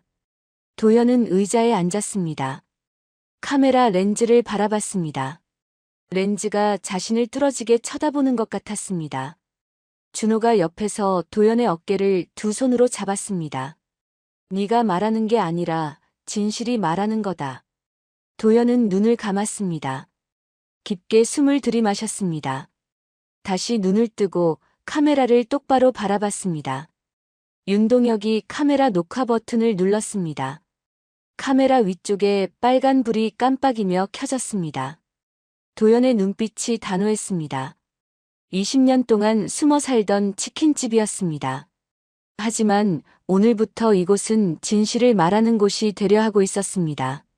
도망치던 가게에서 싸움을 시작하는 곳으로 변하고 있었습니다. 이제 시작이었습니다. 도연은 카메라를 똑바로 바라봤습니다. 작은 빨간 불빛이 깜빡이고 있었습니다. 손이 떨렸습니다. 책상 아래에서 손을 꽉 쥐었습니다. 손톱이 손바닥에 파고들었습니다. 저는 강도연입니다. 28살이고 하버드 대학을 졸업했습니다. 도연의 목소리가 작았습니다. 윤동혁이 손짓으로 더 크게 말하라고 신호를 보냈습니다. 도연은 숨을 크게 들이마시고 다시 말했습니다. 제 아버지는 강준호입니다. 20년 전 태양그룹에서 일하셨습니다. 장서연 회장 바로 옆에서요. 도연은 옆에 준비해둔 사진들을 하나씩 카메라 앞에 들어 올렸습니다. 20년 전 아버지가 회사에서 찍은 사진이었습니다. 검은 정장을 빳빳하게 입고 서류 뭉치를 들고 있는 젊은 준호의 모습이었습니다. 하지만 부회장 한우철이 아버지를 쫓아냈습니다. 후계자 경쟁에서 아버지를 없애기 위해서였습니다. 도연은 장미희의 사진도 보여줬습니다. 환하게 웃고 있는 젊은 여자였습니다. 이분은 장미애 씨입니다. 아버지의 비서였습니다. 20년 전 교통사고로 돌아가셨다고 알려졌지만 사실은 그렇지 않습니다. 도연은 장미희가 남긴 서류 사진을 천천히 보여줬습니다. 회계장부, 돈 봉투가 오가는 장면, 비리가 빼곡하게 적힌 수첩이었습니다. 장미애 씨는 회사 비리를 알고 있었습니다.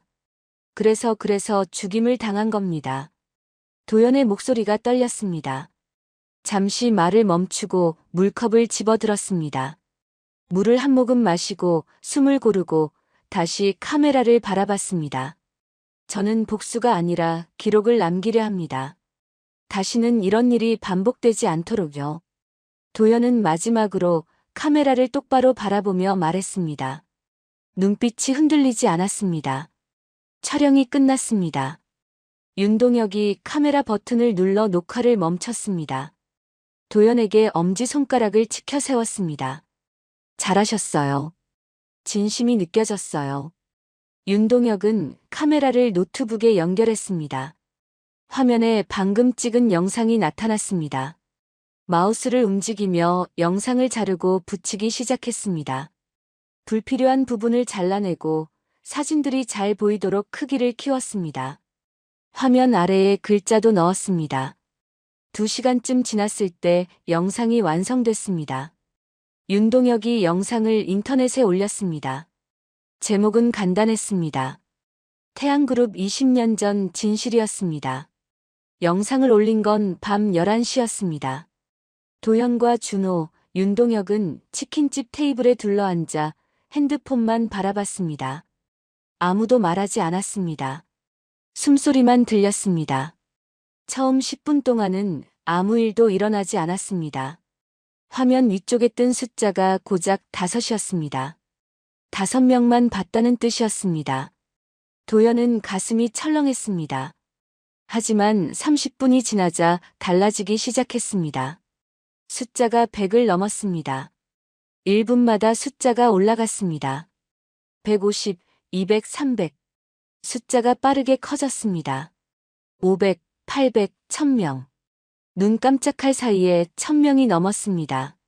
1시간 뒤에는 10,000명을 넘어섰습니다. 윤동혁이 의자에서 벌떡 일어나며 소리쳤습니다. 퍼지고 있어요. 도연은 핸드폰을 꽉 쥐었습니다. 화면 아래쪽을 내려보니 사람들이 글을 남기고 있었습니다. 영상을 보고 느낀 점을 적고 있었습니다. 이게 진짜면 큰일이네요. 검찰이 수사해야 합니다. 태양그룹 제품 안 삽니다. 글들이 계속 올라왔습니다. 1초에 몇 개씩 새로 생겼습니다. 새벽이 되자 숫자는 10만 명을 넘었습니다. 해가 뜨자 100만 명을 돌파했습니다. 저녁 무렵에는 300만 명이 영상을 봤습니다. 사람들이 들끓었습니다. 영상을 본 사람들이 진상을 밝히라고 목소리를 높였습니다. 태양그룹 제품을 사지 말자는 움직임도 번졌습니다. 온라인 게시판마다 도연을 응원하는 글이 첫 페이지를 가득 채웠습니다. 유명한 방송 진행자들도 영상을 보고 자기 채널에서 이야기했습니다. 그러면서 영상이 더 많은 사람들에게 퍼져나갔습니다. 물결처럼 번져갔습니다. 이틀째 되는 날이었습니다. 시민단체에서 연락이 왔습니다. 시민을 위해 운동하는 단체였습니다. 단체 대표가 치킨집으로 찾아왔습니다. 60대 초반의 남자였습니다. 회색 머리에 검은 안경을 쓰고 있었습니다. 우리도 20년 전부터 의혹을 제기했는데 이제야 빛을 보네요. 대표가 도연의 손을 두 손으로 꽉 잡았습니다. 따뜻한 손이었습니다. 저희가 법률 지원을 하겠습니다. 검찰에도 정식으로 고발하겠습니다. 도연은 허리를 깊이 숙여 인사했습니다. 사흘째 되는 날 텔레비전 뉴스에 나왔습니다. 저녁 9시 메인 뉴스였습니다. 화면에 뉴스 진행자가 나타났습니다. 심각한 얼굴로 말했습니다. 태양그룹 안쪽 비리 의혹이 불거지면서 검찰이 특별수사팀을 만들었습니다. 화면이 바뀌었습니다. 검찰청 건물이 나왔습니다. 정장 입은 검사들이 회의실에서 고개를 맞대고 있었습니다. 도연은 치킨집 구석에 놓인 작은 텔레비전 앞에 앉았습니다. 준호도 옆 의자를 끌어당겨 앉아 화면을 바라봤습니다. 믿기지 않는다는 얼굴이었습니다. 입을 벌린 채 화면만 쳐다봤습니다. 같은 시각 태양그룹 본사 52층 회장실이었습니다. 장서연 회장은 문을 잠갔습니다. 새로운 비서가 밖에서 지키고 있었지만 서연은 혼자 있고 싶었습니다. 서연은 책상 위에 놓인 노트북을 열었습니다. 손이 떨렸습니다. 마우스를 움직여 인터넷 창을 열었습니다. 검색창에 강도현이라고 쳤습니다. 도연의 영상이 맨 위에 떴습니다. 영상을 눌렀습니다. 화면이 커지며 도연의 얼굴이 나타났습니다. 준호를 닮은 그 얼굴이었습니다. 서연은 화면에 손을 가져다 댔습니다. 도연의 얼굴을 쓰다듬었습니다. 차가운 화면이었습니다. 도연이 말하기 시작했습니다. 서연은 한 글자 한 글자 놓치지 않고 들었습니다. 눈을 깜빡이지도 않았습니다. 영상 내내 화면만 응시했습니다. 영상이 끝날 무렵이었습니다. 서연의 눈에서 눈물이 주르르 흘렀습니다. 손으로 입을 막았습니다. 어깨가 들썩였습니다. 소리 없이 울었습니다. 준호야 미안하다. 작은 속삭임이었습니다. 목이 메었습니다. 더 이상 못 외면하겠다. 서연은 책상 서랍을 열었습니다. 맨 밑바닥을 더듬었습니다. 낡은 금고 열쇠가 손에 잡혔습니다. 30년 동안 아무에게도 보여주지 않았던 열쇠였습니다. 서연은 일어나 회장실 구석 벽장으로 걸어갔습니다. 문을 열자 안쪽에 작은 금고가 있었습니다. 검은색 금속으로 된 육중한 금고였습니다. 열쇠를 구멍에 넣어 돌렸습니다. 딸깍 소리와 함께 금고 문이 천천히 열렸습니다. 안에는 서류 뭉치가 빼곡하게 들어 있었습니다. 20년 전 한우철이 저지른 일들의 증거였습니다. 서연이 몰래 조금씩 모아둔 것이었습니다. 회계장부 원본, 녹음 파일, 결제 서류들이었습니다.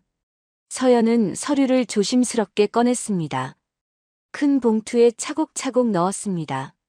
봉투 입구를 테이프로 꼼꼼하게 붙였습니다. 그리고 오랫동안 함께 일했던 옛 비서에게 몰래 전화를 걸었습니다. 이 봉투를 강도연에게 전해주세요. 꼭이요. 다음 날 오후였습니다. 치킨집 문 앞에 택배기사가 섰습니다.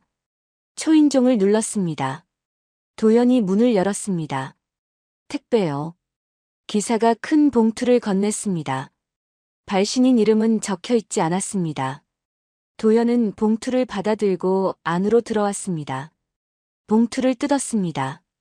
안에서 두툼한 서류 뭉치가 나왔습니다. 도연은 서류를 하나하나 펼쳤습니다. 손이 부들부들 떨렸습니다. 이것은 결정적인 증거였습니다. 한우철의 서명이 선명하게 찍혀 있었습니다. 도장도 선명했습니다. 봉투 맨 밑을 뒤적이자 작은 쪽지가 하나 나왔습니다. 손으로 쓴 글씨였습니다. 또박또박 정성스럽게 적혀 있었습니다. 미안하다, 도연아. 이제라도 용기를 낸다. 할머니가. 도연은 쪽지를 꽉 쥐었습니다. 눈물이 주르르 흘러내렸습니다. 가슴이 뜨거워졌습니다. 준호도 옆에서 서류를 보고 있었습니다. 한 장 한 장 넘기며 확인했습니다. 20년 만에 누군가 자신의 말을 믿어주고 있었습니다. 준호의 눈시울이 붉어졌습니다. 20년 만에 누군가 내 말을 믿어주네. 준호의 목소리가 떨렸습니다. 도연은 아버지의 손을 잡았습니다. 거친 손이었습니다. 이제 끝낼 수 있어요, 아빠. 밖에서는 검찰 수사가 본격적으로 시작되고 있었습니다. 태양그룹은 요동치기 시작했습니다. 20년 동안 숨겨졌던 진실이 세상 밖으로 나오고 있었습니다. 빛을 보고 있었습니다. 일주일이 지났습니다. 도연의 영상은 500만 명이 넘게 봤습니다. 검찰은 드디어 움직이기 시작했습니다. 어느 화요일 아침 9시였습니다. 검은 승합차 5대가 태양그룹 본사 앞에 줄지어 멈춰 섰습니다. 차 문이 일제히 열리고 검은 정장 입은 검사와 수사관들이 우르르 내렸습니다. 20명이 넘었습니다. 손에는 서류 가방과 빈 종이 박스를 들고 있었습니다. 압수수색 영장 집행합니다. 검사 한 명이 정문 경비실로 걸어가 서류를 내밀었습니다. 경비는 당황한 얼굴로 서류를 받아들고는 황급히 위층에 전화를 걸었습니다. 하지만 검사들은 기다리지 않았습니다. 유리문을 밀고 로비로 들어가 엘리베이터를 탔습니다. 52층 회장실, 45층 부회장실, 30층 회계팀 사무실, 계열사 건물까지 동시에 여러 곳을 뒤지기 시작했습니다. 복도에 서 있던 직원들이 술렁거렸습니다. 회의실 문을 살짝 열고 고개를 내밀어 구경했습니다. 서로 눈빛을 주고받으며 작게 속삭였습니다. 진짜 큰일 났다. 부회장실에서는 검사들이 서류를 하나하나 펼쳐 살폈습니다. 책상 서랍을 열고 높은 파일 캐비닛 문을 열고 금고까지 열쇠로 열었습니다. 서류를 꺼내 박스에 차곡차곡 담았습니다. 컴퓨터 본체도 전선을 뽑아 통째로 가져갔습니다. 안에 저장된 자료에 증거가 있을 수 있었습니다. 회계팀에서는 장부를 압수했습니다. 최근 10년치 회계 장부를 모두 박스에 담았습니다. 박스마다 봉인 스티커를 붙였습니다. 검찰청 증거물이라고 큰 글씨로 적힌 노란 스티커였습니다. 그날 오후 긴급 이사회가 열렸습니다. 큰 회의실에 이사들이 속속 모였습니다. 15명쯤 되었습니다. 모두 심각한 얼굴로 자리에 앉았습니다. 말없이 서류만 뒤적였습니다. 한우철이 회의실 문을 벌컥 열고 들어왔습니다. 얼굴이 시빨갛게 달아올라 있었습니다. 넥타이도 비뚤어져 있었습니다. 책상을 손바닥으로 탁 치며 소리쳤습니다. 이건 날 겨냥한 정치 공격이야. 목소리가 회의실 천장까지 울렸습니다. 창문이 덜컥거렸습니다. 저 인턴 하나 때문에 그룹 전체가 흔들리고 있어. 하지만 이사들의 반응은 차가웠습니다. 한 이사가 안경을 벗으며 조심스럽게 입을 열었습니다. 부회장님, 이건 정치 공격이 아니라 법 집행입니다. 물러나시는 게. 말을 끝까지 하지 못했습니다. 우철이 책상을 주먹으로 쾅 내리쳤습니다. 탁자 위에 놓인 물컵이 덜컹거리며 물이 튀었습니다. 회의는 결론 없이 끝났습니다. 하지만 며칠 뒤 대주주 회의가 열렸습니다. 우철에 대한 신임 투표였습니다. 손을 들어 찬성과 반대를 표시했습니다. 결과는 과반에 미치지 못했습니다. 우철은 사실상 권한을 잃었습니다. 그 사이 언론에서는 20년 전 사건을 다시 파헤쳤습니다. 탐사보도 프로그램에서 특집 방송을 만들었습니다. 장미희의 죽음을 처음부터 다시 조사했습니다. 당시 목격자를 찾아내고 사고 현장을 직접 가서 촬영했습니다. 방송은 시청률 1위를 기록했습니다. 도연이 제공한 자료들이 텔레비전 화면에 계속 나왔습니다. 작은 저장 장치에 담긴 파일, 장미희의 일기장, 사진들이 뉴스마다 반복해서 보도됐습니다. 일주일 뒤였습니다. 장서연 회장이 기자 회견을 열겠다고 발표했습니다. 본사 1층 대강당에 기자들이 가득 모였습니다. 100명이 넘었습니다. 카메라를 든 사람들이 앞쪽을 빼곡하게 채웠습니다. 플래시가 쉴 새 없이 번쩍번쩍 터졌습니다. 서연이 단상에 천천히 올라섰습니다. 검은 정장을 단정하게 입고 있었습니다. 얼굴은 창백했습니다. 마이크 앞에 섰습니다. 마이크를 잡은 손이 미세하게 떨렸습니다. 저는 수십 년간 침묵함으로써 공범이 되었습니다. 서연의 목소리가 떨렸습니다. 기자들이 펜을 들고 노트에 받아 적었습니다. 카메라 셔터 소리가 딱딱 울렸습니다. 더 이상 숨지 않겠습니다. 서연은 허리를 깊이 숙였습니다. 거의 90도로 숙였습니다. 카메라 플래시가 번쩍번쩍 터졌습니다. 서연은 고개를 숙인 채 한참을 서 있었습니다. 눈물이 바닥에 똑똑 떨어졌습니다. 서연은 공식적으로 부회장 한우철의 권한을 멈춘다고 발표했습니다. 회사에서 내보내는 절차도 시작한다고 말했습니다. 그날 저녁이었습니다. 우철이 서연의 집을 찾아왔습니다. 큰 저택 거실에서 둘만 마주 앉았습니다. 넓은 거실이 쥐 죽은 듯 조용했습니다. 어머니까지 같이 무너지고 싶으십니까? 우철이 낮게 말했습니다. 위협이었습니다. 서연은 우철을 똑바로 바라봤습니다. 눈을 깜빡이지 않았습니다. 전 어머니 지키려고 했던 겁니다. 우철의 목소리가 커졌습니다. 소파에서 벌떡 일어섰습니다. 서연은 고개를 천천히 저었습니다. 넌 날 가둔 거야. 지킨 게 아니라. 서연의 목소리는 조용했지만 단호했습니다. 이미 무너졌던 건 양심이었어. 우철은 아무 말도 하지 못했습니다. 주먹을 꽉 쥔 채 거실을 나가 현관문을 쾅 닫고 나갔습니다. 이틀 뒤 아침이었습니다. 검찰이 체포영장을 들고 부회장 집무실로 들이닥쳤습니다. 우철은 도망치려 했습니다. 비상계단 문을 열고 뛰어내려갔습니다. 구두 소리가 계단에 쾅쾅 울렸습니다.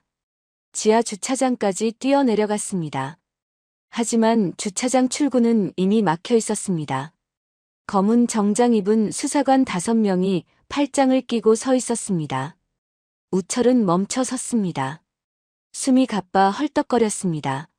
수사관들이 천천히 다가왔습니다.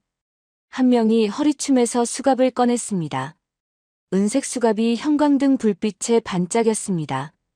한우철 씨 살인교사, 감금 시도, 회계 조작 등 여러 가지 혐의로 긴급 체포합니다. 수갑이 우철의 손목에 채워졌습니다. 찰칵 소리가 났습니다. 차가운 쇠 감촉이었습니다. 도연은 그 장면을 본사 로비에서 봤습니다. 윤동혁 기자와 함께 와 있었습니다. 수사관들이 우철을 끌고 로비로 나왔습니다. 우철과 눈이 마주쳤습니다. 우철은 고개를 휙 돌렸습니다. 도연은 카메라를 들고 그 장면을 찍었습니다. 셔터를 누르며 속으로 생각했습니다. 이건 복수가 아니라 기록이야.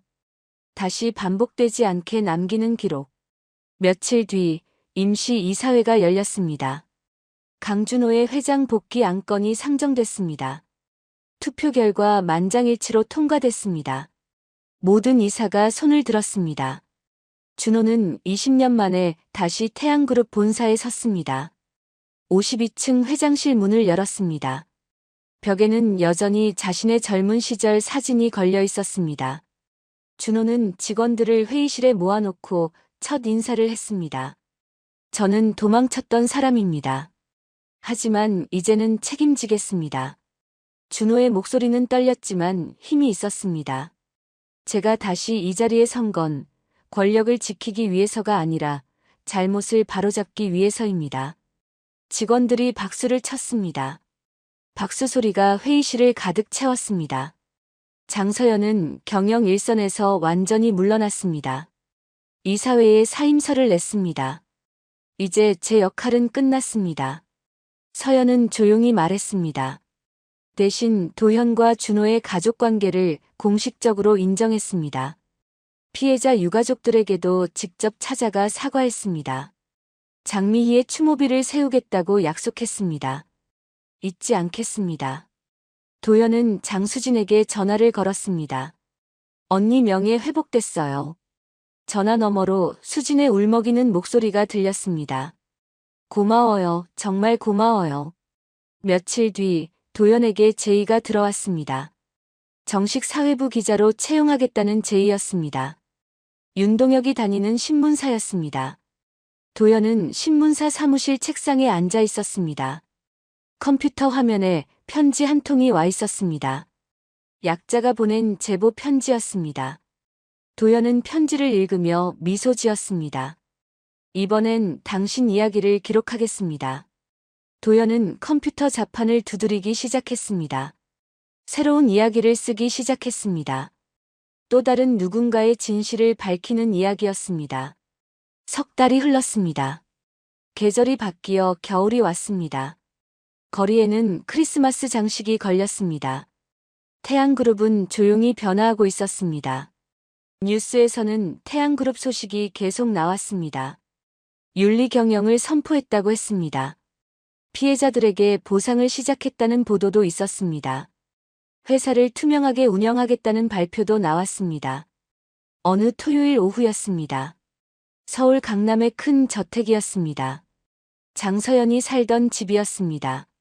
넓은 정원이 있는 2층짜리 저택이었습니다. 주방에서 연기가 모락모락 올라왔습니다. 치킨 튀기는 냄새가 집 안가득 퍼졌습니다. 강준호가 앞치마를 두르고 튀김기 앞에 서 있었습니다. 집게로 치킨을 뒤집으며 익은 정도를 확인했습니다. 20년 만에 다시 서본 어머니 집 주방이었습니다. 손이 떨렸습니다. 집게를 쥔 손에 힘이 들어갔습니다. 회장실에서도 치킨 냄새 나겠는걸. 도연이 주방 문을 열고 들어오며 웃었습니다. 준호도 웃으며 고개를 저었습니다. 오늘은 회장이 아니라 그냥 아빠야. 준호가 치킨을 꺼내 접시에 담았습니다. 노릇노릇하게 잘 익었습니다. 어머니가 좋아하실까 걱정됐습니다. 거실에서는 장서연이 식탁을 차리고 있었습니다. 하얀 앞치마를 두르고 접시를 하나하나 놓았습니다. 손이 떨렸습니다.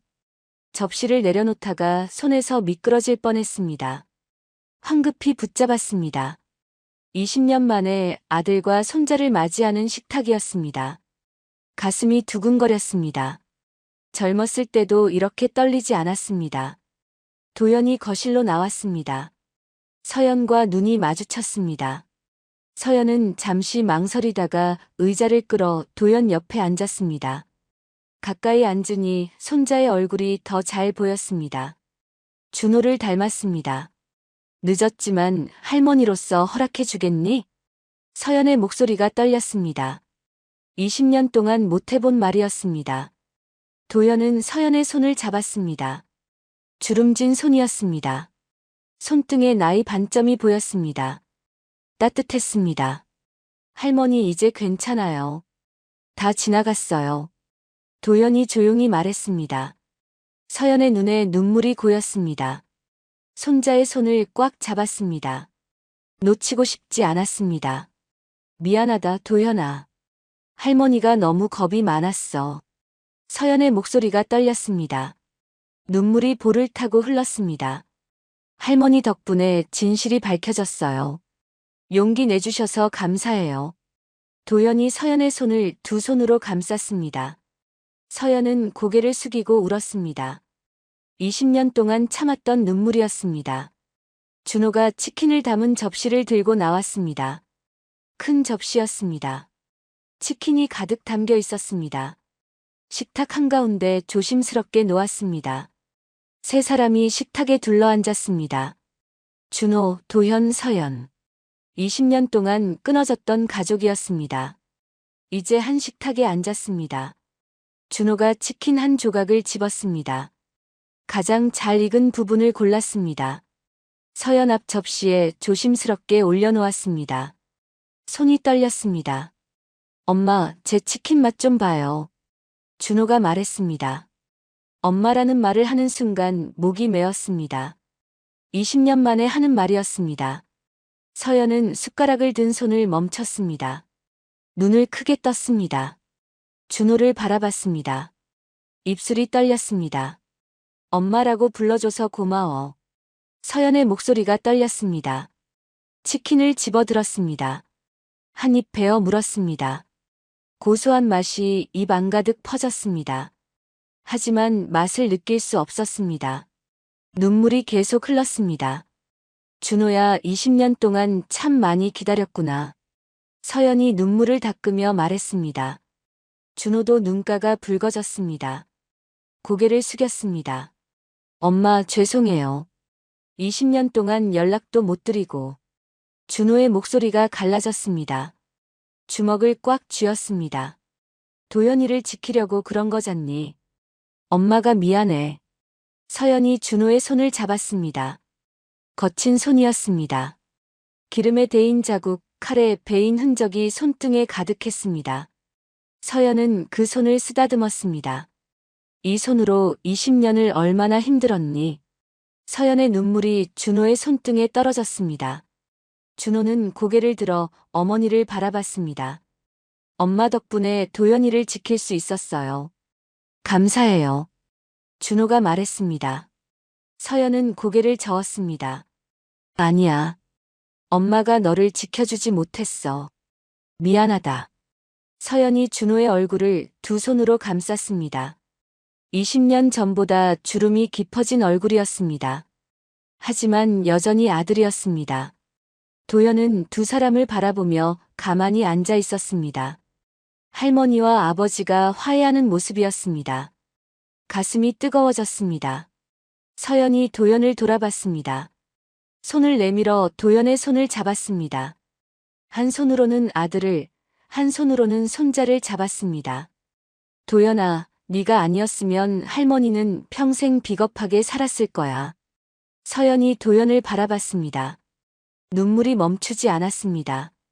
고맙다. 용기를 내줘서. 할미한테 기회를 줘서. 도연은 고개를 저었습니다. 할머니가 먼저 용기 내주셨잖아요. 할머니 덕분이에요. 서연은 도연의 손을 꽉 잡았습니다. 미안하다. 태어날 때부터 함께하지 못해서. 할미 구실 하나 못했구나. 서연의 목소리가 떨렸습니다.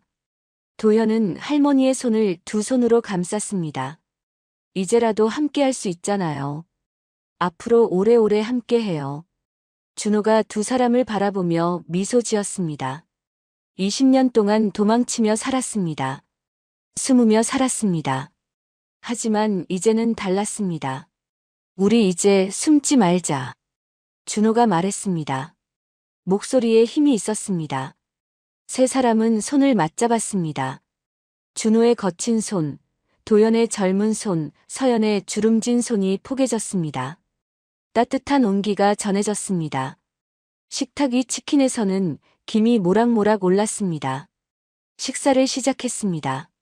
준호가 국을 떠서 어머니 그릇에 담아드렸습니다. 서연은 반찬을 집어 손자 앞에 놓았습니다. 평범한 가족의 모습이었습니다. 식사 중간중간 이야기가 오갔습니다. 도연이 신문사에서 있었던 일을 말했습니다. 준호가 회사 일을 이야기했습니다. 서연은 손자와 아들의 이야기를 하나도 놓치지 않으려고 귀 기울였습니다. 고개를 끄덕이며 미소 지었습니다. 창밖으로 해가 지고 있었습니다. 붉은 노을이 거실 창문으로 들어왔습니다. 과거의 어둠이 아니었습니다.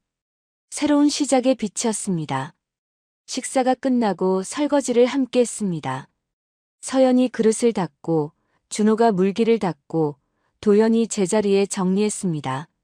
세 사람이 주방에서 나란히 서서 일했습니다. 서연은 아들의 뒷모습을 바라봤습니다. 넓어진 어깨, 구분 등 하얗게 센 머리카락이 보였습니다. 가슴이 아팠습니다. 20년 동안 얼마나 고생했을까요? 준호는 어머니를 돌아봤습니다.